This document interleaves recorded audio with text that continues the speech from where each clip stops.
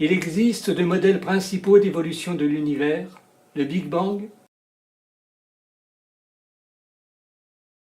et le Big Boons.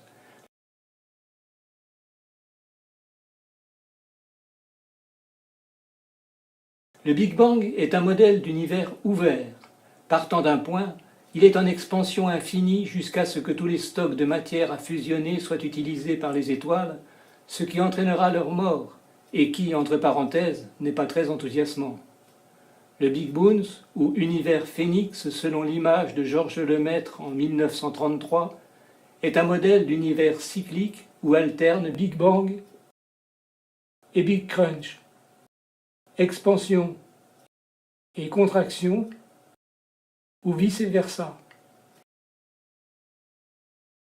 Le Big Crunch étant un modèle d'univers fermé, fermé par une contraction qui inverse l'expansion du Big Bang.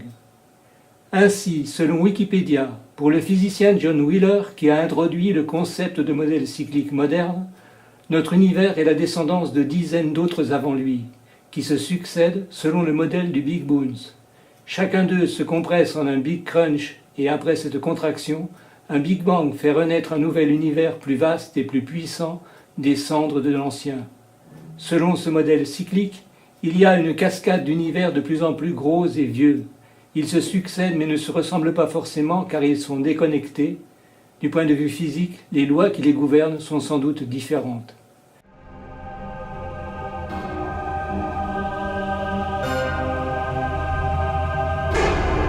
Bien qu'en ce début de troisième millénaire, la plupart des cosmologistes excluent l'éventualité d'un Big Crunch futur, la question ne peut pas être considérée comme résolue.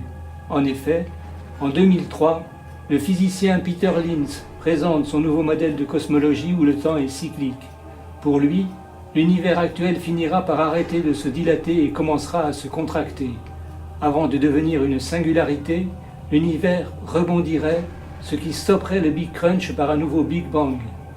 Par ailleurs, en juillet 2007, le physicien Martin Bojovald donne une nouvelle perspective à la théorie du Big Boons. Il présente dans la revue Nature Physics l'hypothèse selon laquelle l'univers serait né d'un autre qui se serait contracté sur lui-même. L'énergie gravitationnelle serait alors devenue répulsive et cet univers aurait ensuite rebondi vers le nôtre. Telles sont donc les positions scientifiques sur la création de l'univers.